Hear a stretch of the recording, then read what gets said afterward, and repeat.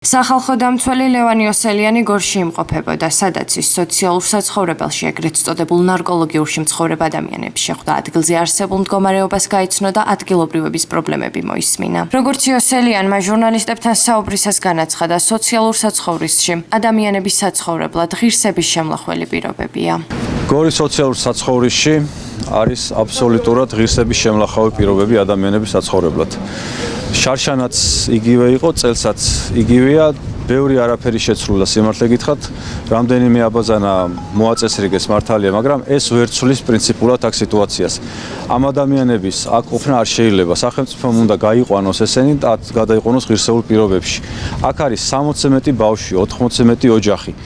ყველაზე დიდი უბედურება კიდე რა არის?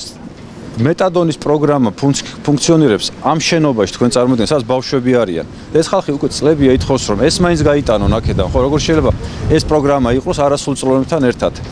ამაზე მე წინა ხელმძღვანელობასთან მქონდა საუბარი, წინა გუბერნატორთან, ეხლა აქედან მივდივარო, შევხვდე ახალ გუბერნატორს, ისევ ამ საკითხებზე ვესაუბრო და კიდევ ერთხელ მოვუწოდო ხელისუფლებას, რომ მიაქციოს ყურადღება გორის სოციალურ საცხოვრისს. ასეთი მდგომარეობა საქართველოში მე ყველგან ნამყოფი ვარ, ყველა სოციალურ საცხოვრისში ნამყოფი ვარ, ყველა თავშესაფარში ნამყოფი. ასეთი მდგომარეობა არსად არ არის.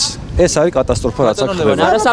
ადგილობრივებმა მთრიალეთთან საუბრისას თქვეს, რომ სოციალურ საცხოვრისში ცხოვრება გაუსაძლისია, რადგან პირობები არაჯანსაღია. მათივე თქმით, მიუხედავად იმისა, რომ სველი წერტილი მოწესრიგდა, შენობა ავარიულია. ეს სახალხო დამცველი ძალიან კარგად ხვდება, რომ აქ არსებული სიტუაცია არ შეესაბამება მსოფლიო მასშტაბით მიღებულ სტანდარტებს, რომ აქ არის არაჯანსაღი სიტუაცია. უბრალოდ მეტადონის პროგრამა, აქ არის ნარკოლოგიური საავადმყოფო და არ შეიძლება მეტადონის იმასა, როგორც მე გავიგე, რომ არსებობდნენ ბავშვები. ეს ბავშვების ფილტვები ამას ვერ გაუძლებს. ძალიან კარგად იციან, რომ ეს არ შეიძლება, მაგრამ არ უნდათ, რომ პრობლემებს წინ დადგნენ. იფიქრონ ან მშენებლობაზე, ან გაგვიყვანონ ანაქეთ ანიქით. გაურგვიან პრობლემებს და ისევ ლაპარაკობენ, რომ ვითომ შეკეთება. როგორც მამაჩემი ჯორა აღარ ადგება, ისე ეს ვინა აღარ შერემონტდება და ვერ გაიგო ამ ხალხმა. ისევ შეკეთე კოსმეტიკურ რემონტებზე ლაპარაკობენ. რა არის სათქმელი? კედლები არის დამსკვდრები, წყარში დგას ნახევარზე მეტი დაბლა არის სულ წყლისა სალსეს. მაღლა მაგალითად ისინი რა ქვია, სინგარები სულ დამსკვდრებია სულად და როგორც გარეთ აწვიმს, ისე წვიმს ოთახებშიც.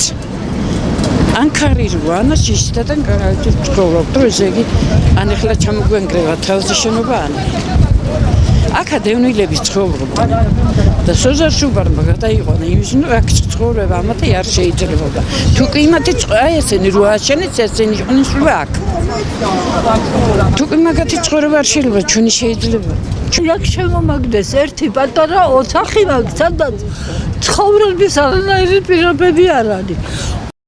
სოციალურ საცხოვრისში შექმნილი მდგომარეობა და საცხოვრებლად მძიმე პირობები გასულ წლებში სახალხო დამცველის ანგარიშშიც მოხვდა. მას შემდეგ ადგილობრივი ხელისუფლების მიერ მოხდა შენობის ნაწილობრივი რეაბილიტაცია და სველი წერტილების მოწყობა.